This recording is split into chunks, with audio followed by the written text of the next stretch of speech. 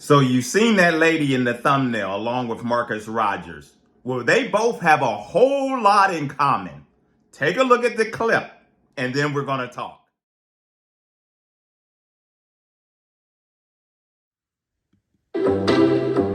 They stole the votes. The Dominion voting machines stole the votes. And George Soros, Mark Zuckerberg, paid $400 million to flip the votes. Mike the Pillow Man will tell you that. Right. So Mike Lindell says that. So that's the fact then, right? Trump says that. Joe Biden has been dead since 2019.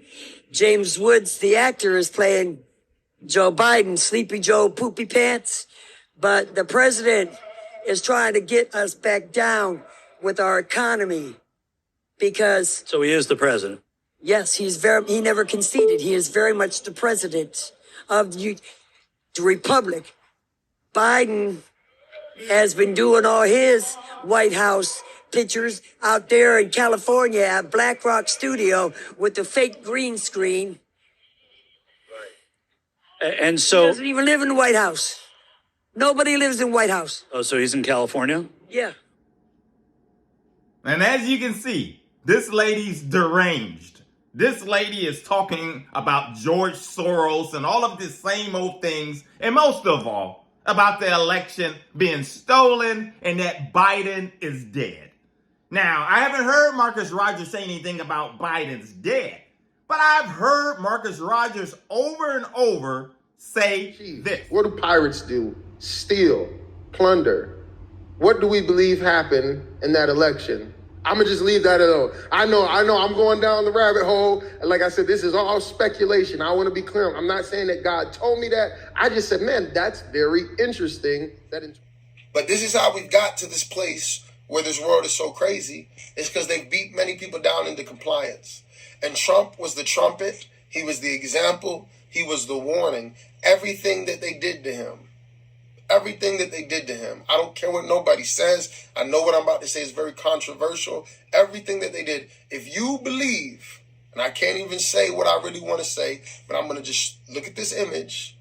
If you really believe everything's on the up and up, if you really believe that, especially now after everything that's happened, if you believe that everything was on the up and up that happened, and there's no scandal, there's no lying, there's no manipulation, there's no corruption.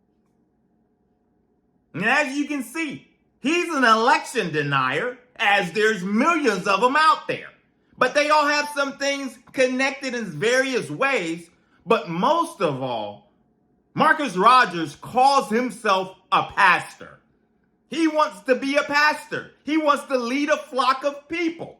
He wants to be like Moses. Lead people. God called Moses.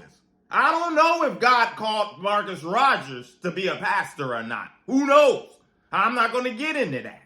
But when you're leading a flock of people and you have that responsibility of the spirituality and helping them grow and leading them into truth, to sit there and for yourself to believe a lie and to show how deceived you are and delusional you are, this is just the beginning.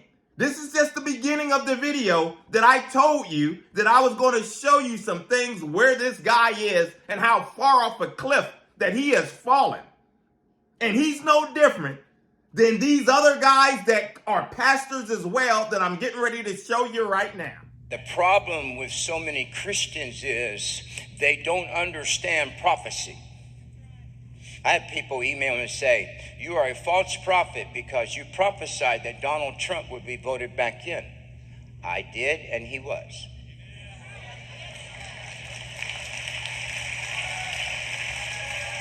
Now, if you really want to deal with this, how about the fact that you stole it from them and you put somebody else in there illegally? But in the eyes of God in the court of heaven today, the President of the United States is Donald J. Trump. That's all I prophesied. That's what God said. And then the word of the Lord came that night. 46 does not exist. How many know I've been saying it? Now, you can say whatever you want, but that's the fact. And as you can see, and there's so many more.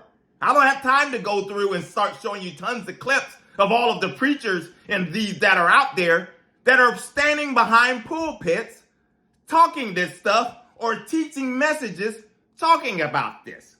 So this right here is a problem for anybody that calls themselves a man or a woman of God, trying to teach somebody, talking about the denial of things at the elections and all of these, continuously pushing the nonsense and the lie.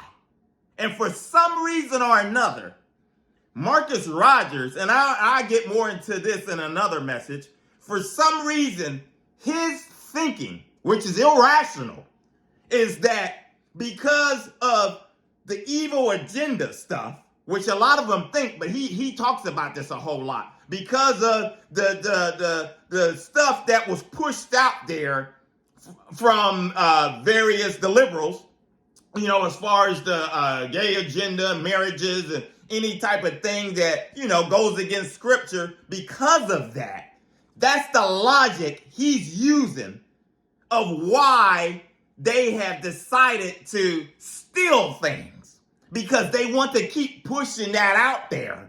And they wanted to make sure that this agenda goes forward so much that they're willing to do and steal and do everything at all costs, not looking at anything else. He's throwing out all other rational thoughts of anything. That's his logic of why it will be stolen or whatever. And this is what he stands behind a pulpit and teach. But then he'll go back and talk about how great God is and give you these encouraging messages. And people will say, oh, he's a great man of God. And thank you. And this, that, and that. And then he'll get right back down the rabbit hole, as he always continues to go, and down into the delusional things. But as I close in this particular message, there's another thing. Out of all the people I showed you and all of that, one of them is an insurrectionist. One of them is an insurrectionist. Now, the ones that I've shown. And we'll talk about it in a future video. Because most of all, none of the people that I've shown you glorify God when they're sitting there, standing and promoting lies and utilizing the scriptures in God's name and try to, flower it and wrap it in a bow and present it in a different kind of way. You don't get to sit there and stand on a lie and promote lies and then continue to try to act like you're promoting truth. You can't have it both ways. You can't be lukewarm and be on the fence like that. And as far as I'm concerned, any pastor, people take pastorship as, in today's time, as some type of joke. You know how serious? I'm a minister myself. I'm a licensed minister. But I'm not called to be a pastor. And the one thing that I knew when I was called, and I felt like I was called to the ministry years ago, back in 1993, all the way back. And I was scared. Because I was like, oh, no, Lord, I can't stand behind pulpits. And first off, because I don't like standing in front of crowds. I don't like speaking and this and that and all of that. And for those of you that I told you, I figured it out. I'm going to have some of my old messages. I'm going to put some messages up for you, the guys, to listen so you can hear some of me. Some of my old preaching and things. So I'm going to have that as a nice, up at some point for you guys. And that's coming really soon. But being scared to stand there in, for me, because I'm shy somewhat, and I standing behind a thing and speaking to people. But most of all, what scared me to death was leading a flock of people. Because, that's serious. When you got to deal with people, you saw how the Bible and how the children of Israel were, and hard-headed, and how frustrated Moses was dealing with them. That scared me to death, thinking I'm like, no, Lord, I don't want to be a pastor, this and that. Thank God he didn't call me to be a pastor over a church and have to do that. I would have did it. I would have succumbed to the calling. I would have be obedient. But people think that there's some type of glory in doing that, unfortunately. And you know, it's a serious, you know, as I always say, souls are at stake in things. And to have somebody's walk that they trust in you for, you know, guidance and all of these things, this is serious. And people don't take it serious enough. And that's the thing. These people that are playing around on YouTube and media and all of this is just call themselves speaking in the Lord's name. Some of them, they don't take it serious. They think it's a game. And you don't play with the Lord like that. And it's, you know, and it's going to come back in the end and bite them in the butt when it's all said and done. So, you know, that's all we'll talk about right now. I wanted to show you this, guys, that talk about this a little bit, get it out there, because we're going to talk about the insurrectionists, the one that's, you know, speaking in the name of the Lord, but deep down, they're insurrectionists. So until the next video, my friends, Evangelism for God, I'm Maurice Braxton, and take care. God bless.